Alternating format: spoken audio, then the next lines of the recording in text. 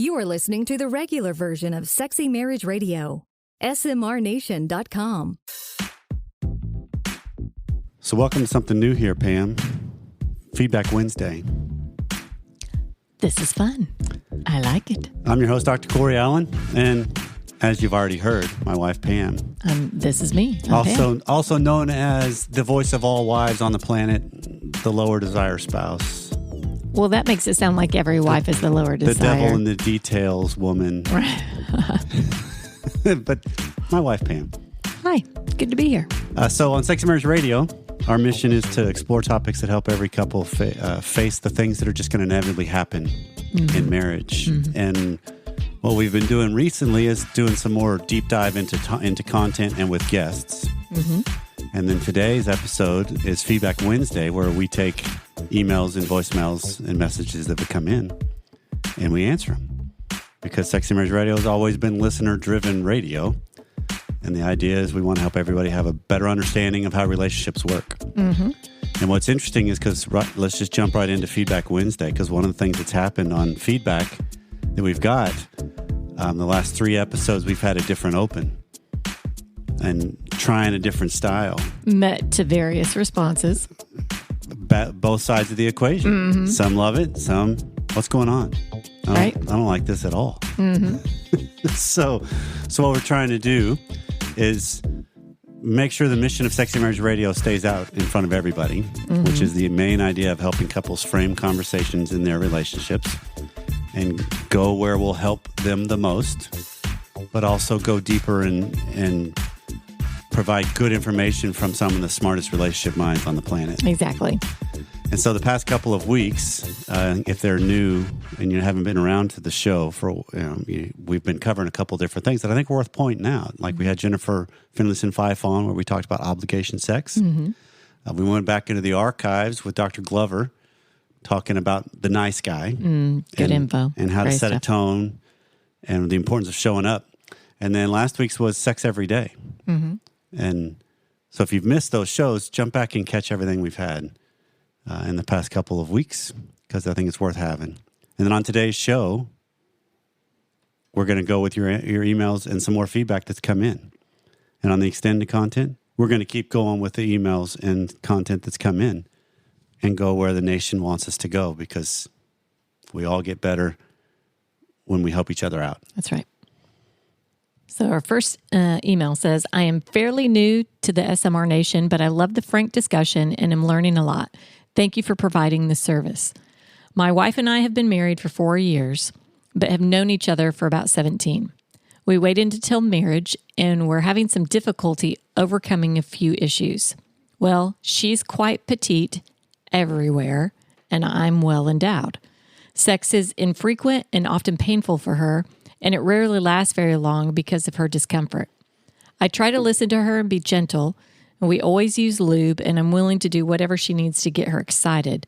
Despite her gorgeous body, she's fairly shy in the bedroom, and I'm much more adventurous. So that makes doing even common things like oral sex rare. It goes without saying that I'm the higher desire and have quite a strong drive. I know with some work, we can have an amazing sex life that helps bring us closer and leads to even more intimacy and fun. I'm sure I'm not the only guy who feels like I do, so any help or direction that you could offer is much appreciated.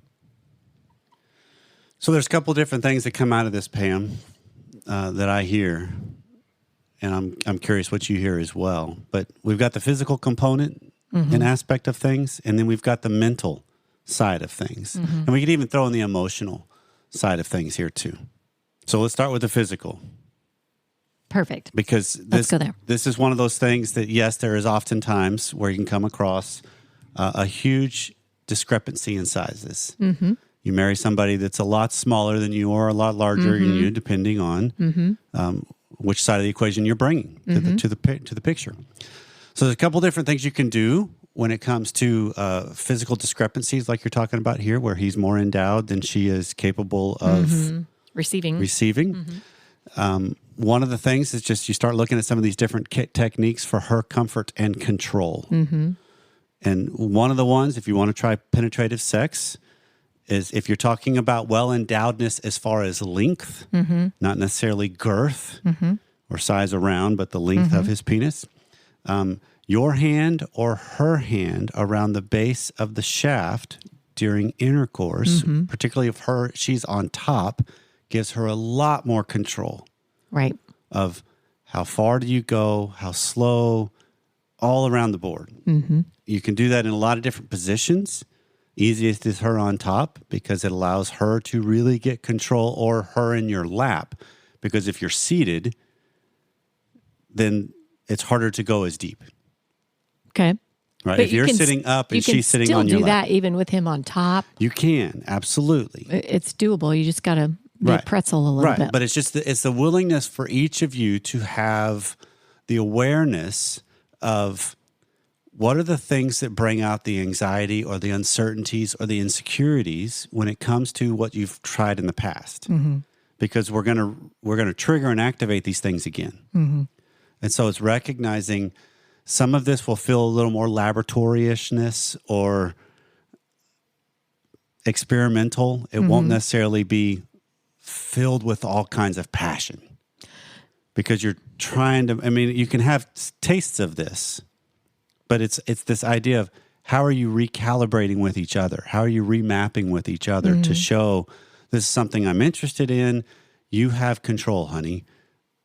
And we go where you want to go. And there's a tension that comes with that, but there's also a learning that comes with that. Yeah. Well, I think it doesn't even have to be laboratory-ish. Yeah, maybe it feels that way as you're figuring it out. But I think even with talking that specific,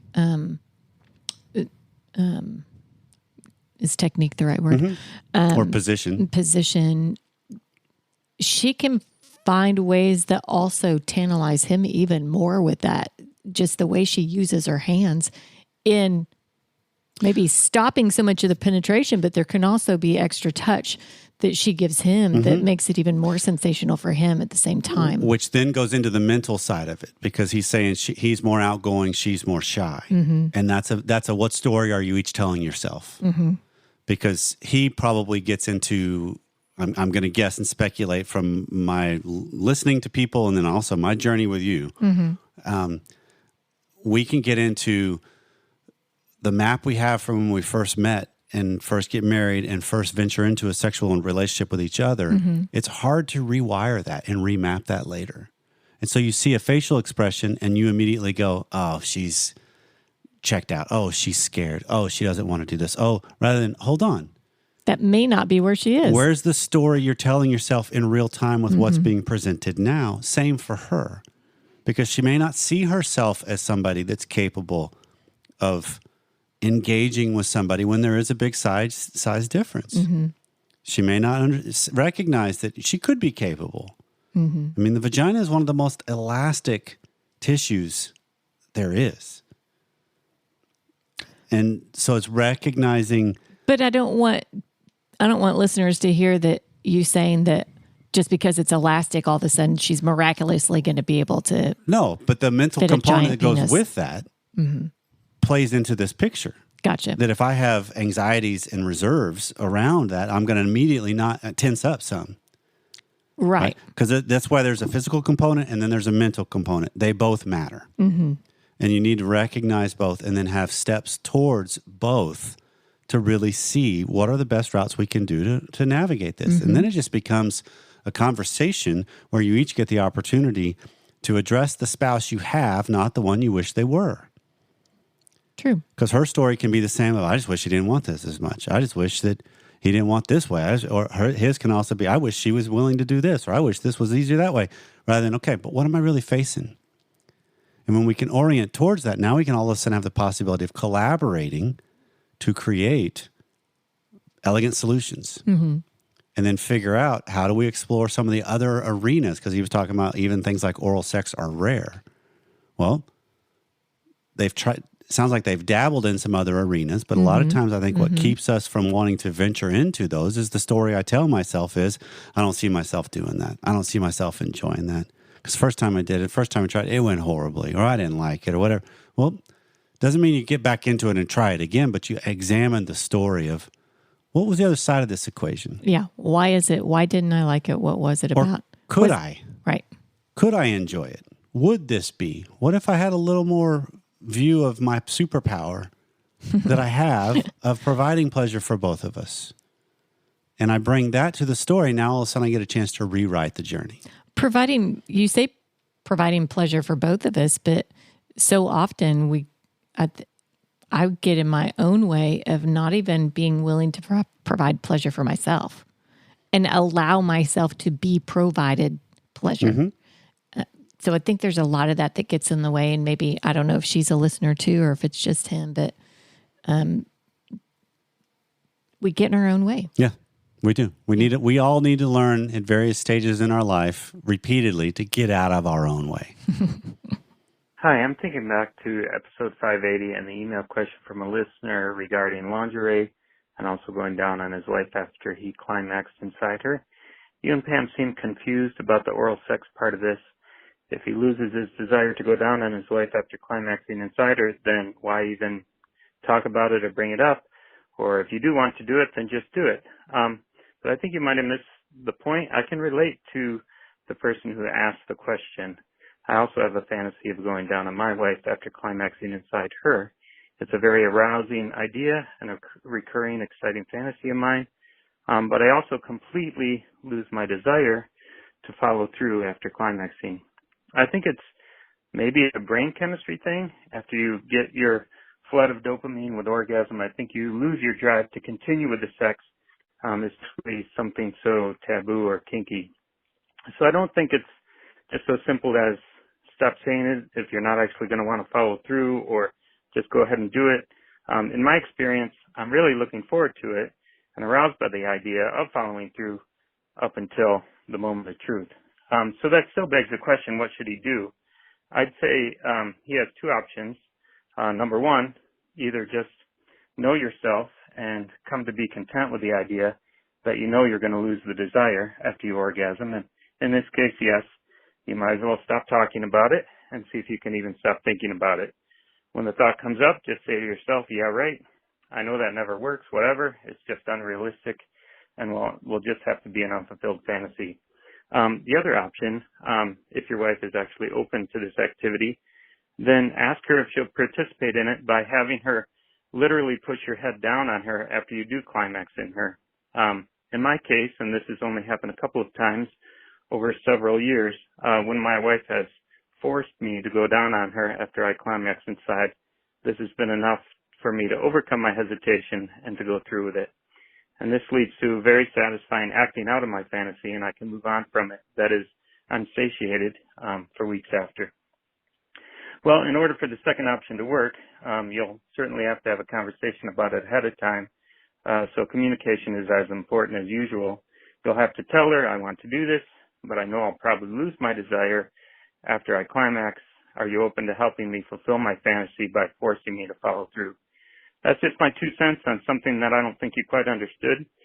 Thanks for answering the question, and thanks for your show. Bye. So this is the feedback that comes in from other people when they hear questions that come in, and then also our take, that our take is just our take. It's not the only one out there. Yep, this is his take. And so it's great to have a rounding out of it. And it is, I think I do want to land on 2 points from this. One is the idea of there are a lot of people that actually lose a drive after orgasm that he's alluding to, because it's a refractory period is the way you think of it biologically, but it also is a coming down off of a flood of hormone. So, and chemicals and reactions. And so there can be this element of what was real tantalizing as the buildup that can be a real factor that, well, after I've climaxed, then there's this, it's kind of a, well, what was I wanting to do? I don't, and then all of a sudden I just don't have. Is it more kind of like I'm good, or is it just, I kind of still like it, but I don't have the drive? It impacts people across the board, because I've had clients that talk about after orgasm, don't touch them. Everything's way too sensitive. I've had some that have talked about after orgasms, they can be on the verge of tears. They can have, the one that's real known in society is after a man orgasms, he's going to quickly fall asleep. Right? But it's just this, it's that element of, okay, that is a factor. Absolutely. The other is recognizing the collaboration of possibly bringing your partner in on it too. Which it sounds like he and his spouse have done. That's a great bonding activity for the two of them then.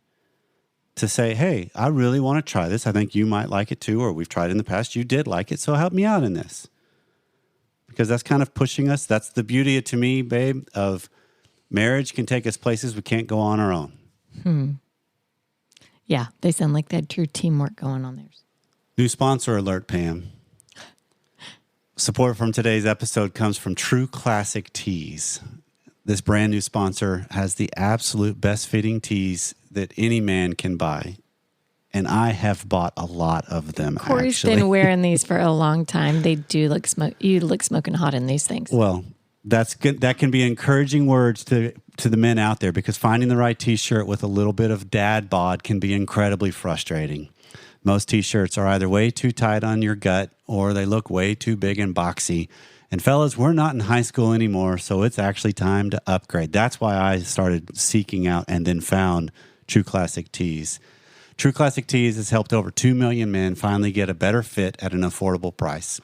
Today, our listeners get access to the best deal that they offer. For a limited time only, you can get 25% off when you use the code SMR at trueclassic.com. So almost all men's T-shirts, Pam, are designed to look good on skinny models with six-packs. Most of us men, though, we're not packing anything but a few beers or extra cake or chips and queso or... Well, they can speak for themselves. You look pretty darn good. I'm just saying. Well, I appreciate that. But fellas, it's possible that you're wearing the wrong clothes. I was, until I found True Classics tees, because they taper off towards the bottom, but they fit tighter around the chest and the shoulders. That way, fellas, you can show off the guns. It's time to highlight your best attributes with a T-shirt that you can confidently throw on. So True Classic doesn't just stop at tees. They're also your one-stop shop for men's essentials. Super easy, simple to fill out your wardrobe. From polos to workout shirts to the same flattering fit, to boxer briefs designed with a pouch to keep your bulge nice and comfortable. And all of the gear is top-notch quality at reasonable prices. And Pam can attest to this. Soft to the touch. They are soft. So it's about time to learn to dress yourself properly. Upgrade your wardrobe with True Classic. Get 25% off at trueclassic.com with our code SMR. Free shipping is included on all purchases over $100, and it's a 100% risk-free guarantee with a 30-day return policy, but you won't be returning these shirts. Stay classy with True Classic. Your dad bod will thank you. So today, Pam, with the sponsors for Sexy Marriage Radio, we are just helping out men everywhere. So you're welcome, ladies. Manscaped is the long-term sponsor here at Sexy Marriage Radio, and they want you to not even have to think about what goes on in the nether regions and how you can keep trim or smooth, because they have revolutionary products. Success when preparation meets opportunity, and Manscaped's Platinum Package will make sure that you're prepared when opportunity strikes. Join the 6 million men worldwide who trust Manscaped by going to manscaped.com for 20% off plus free shipping with our code SMR. We've talked about the Premium Performance Package 4.0 in the past. I have the Premium Performance Package 4.0. Yes, you do. My son has used the Premium Performance Package. Well, now they have the Platinum Package 4.0, which is the one-stop shop for the man who deserves it all. They designed this package to allow you to fully align your entire hygiene routine with their elite products. So what do you got in the Platinum Package, Pam? That's what I was know you're asking. The question. You'll find the Lawnmower 4.0 trimmer. Highly recommend. The Weed Whacker ear and nose hair trimmer. Highly recommend. The Ultimate Premium Body Wash. Ultimate Premium 2-in-1 shampoo and conditioner. Premium deodorant. Crop Preserver anti-chafing ball deodorant. Crop Reviver ball spray toner. Anti-chafing boxers. The Shed travel bag to hold it all together in one nice package, which is really what Manscaped is all about. They're just trying to help you present one nice, clean package. Get 20% off and free shipping with the code SMR at manscaped.com. That's 20% off with free shipping at manscaped.com when you use our code SMR. Use the Platinum Package because the gold standard it's no longer even good enough. Dear Dr. Corey and Pam, I'm 16 months postpartum, and my husband says I went to the hospital and came back a different person. Obviously, I came back a mother with a tiny human to care for, but he specifically means sexually. First, before getting pregnant, we had a very active sex life. Daily and even multiple times per day on the weekends was often our normal. Second, I had a very traumatic labor that left me feeling out of control of my body. I've managed to work through the feelings of lacking control, but I still do not have the desired levels I used to, or my husband seems to remember me having. He says that I've lost my sexual presence. I don't show interest the same way I used to, and that I don't respond the way I used to. Things that used to work don't have the same reaction. I think maybe before baby I had a spontaneous libido, and now it's more responsive. Honestly, I don't even remember what it was I did differently before the baby to try and mimic it now. But either way, even at 3 to 5 times per week, he is struggling with the change. I'm struggling with the fact that I don't offer the same sexual satisfaction that I used to, or that my body doesn't react like I want it to. I would give anything for it to be as easy as it used to be for me to find sexual pleasure, but it's frequently elusive. After nursing for a year, any pulling on my breast feels like someone just stretching out taffy. Nothing but pressure and skin. It's so disappointing. I know that I'm not broken, but I kind of feel broken. Any advice for coming back to normal or finding a happy and healthy new normal where both are satisfied after the baby? Thank you. Yeah, this is one of those things that I would imagine there's a lot of people that are listening to you read this out there in the nation that are going like, yep, been there. Yeah. Yep, remember that. And it only gets exaggerated and magnified when you're going through anything that has the traumatic component she talks about with a traumatic labor. And then what happens to your body when you're nursing, and what happens to your body postpartum, and what happens to, because everything is so out of whack. And so first off, we say this is a common theme through a lot of times in our show in the history. We don't go backwards. Right. So the body and the person you were prior to having a child, done. That chapter is done. You got a new chapter, though. Yes, we're on to the next chapter. And then it just comes down to what's the story you tell yourself about this chapter.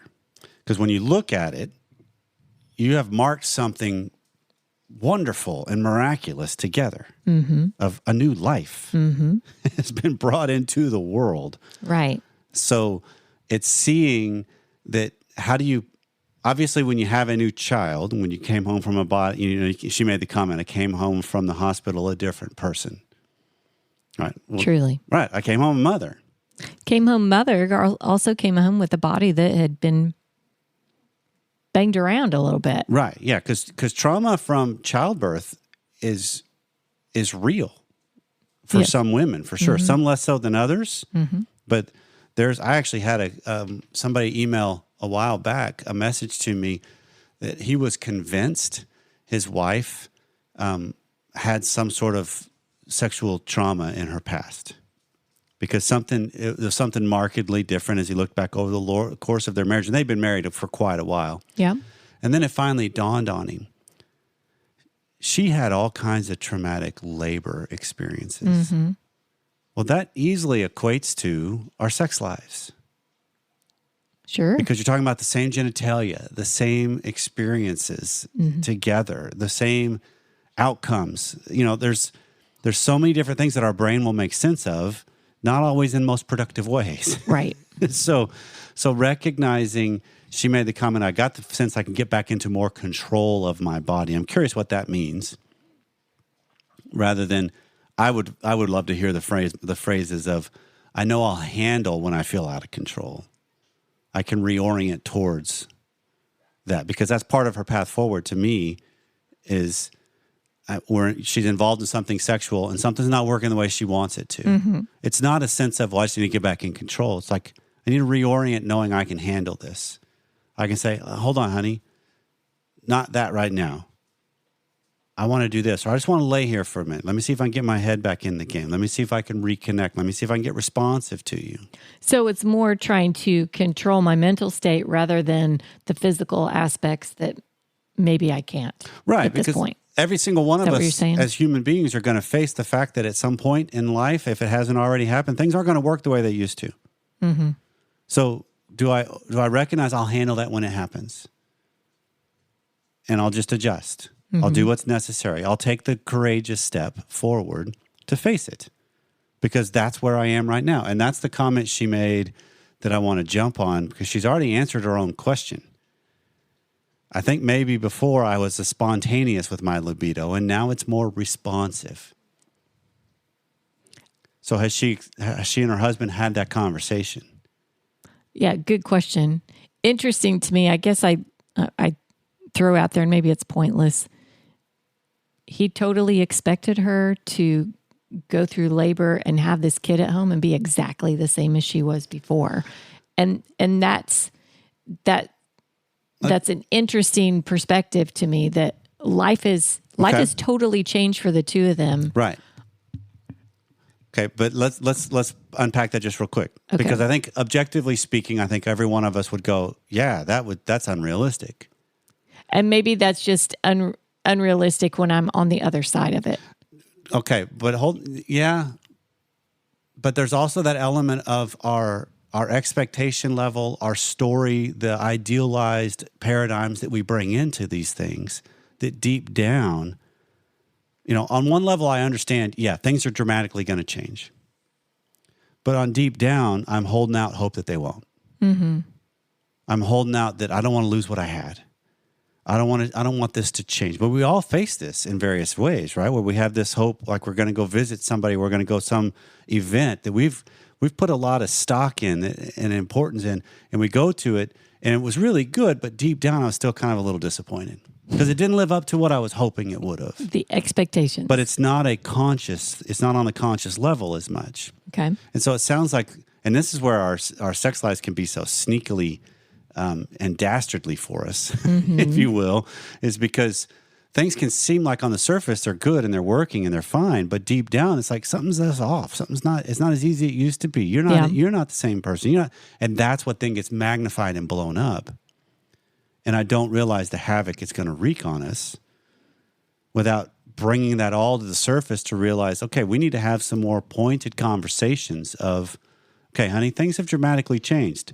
And I would say to her, if she wants to, after she hears this, after you hear this, ma'am, and you want to bring this up to him, if he's not a listener too, start the conversation with the baby in your arms. Okay. Right? Just like, okay, I want to talk about where we've been with our sex lives and where we are now and where I hope we can go. And one of the biggest changes, Exhibit A. And you hold the baby up, It's like, right here. This thing is sucking me dry. Literally. At times. Right. Taffy. Here, taffy. Yes. My breasts are like taffy. Right. I'm changing. So I'm looking for some grace. And I don't know if you recognize the pressure and the impact that there is over what we've had, which we both loved. Mm-hmm. But what we still can have can be all the more deep and profound. But we both got to realize there's some growing pains to get to that. And so I guess from there, her recognition that she's not so spontaneous anymore, she's responsive. Mm-hmm. How can she bring hope there when responsive is good, right? That's not a bad thing. Mm-hmm. In that conversation, I guess, what do you say to the spouse to say, look, I'm in this with you, but I am more responsive now. Right. Is she supposed to lay out ways for him to lead the charge? That's where then you start communicating more in the middle of encounters of you be sure you confirm something that's actually working. Okay. Ooh, that feels good. Oh, yeah. Or, yeah, I'm not. Try another area. Or slow down. Or I want to just lay here for a little bit. and see. And that's where both of you have to kind of stretch into this to see it as it's not what it used to be. Check. But it can be something more. And this goes also back to the idea we've talked about several times. One of the best techniques I've ever come across when you're trying to get into a dynamic better sexually is his hand on your stomach, your hand on his hand, and you follow his connection with your brain. And kind of guide him along the way. Guide him along at times, but you also just kind of follow it and just get present with each other. Soak each other in.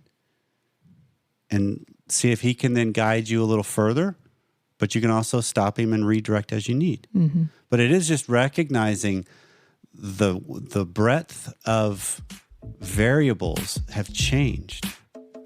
You know, there are so many more things at play. And so it's learning to lean into and grow into this, actually create something deeper and more profound.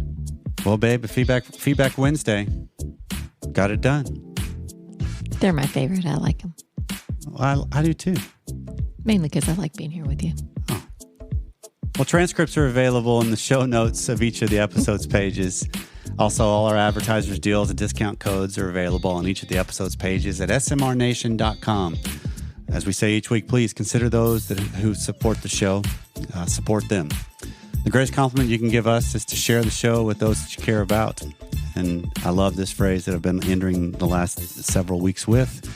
Remember that we improve those around us when we improve ourselves. So take on yourself first by applying what you hear on our show each week. Thanks for listening, and we'll see you next time.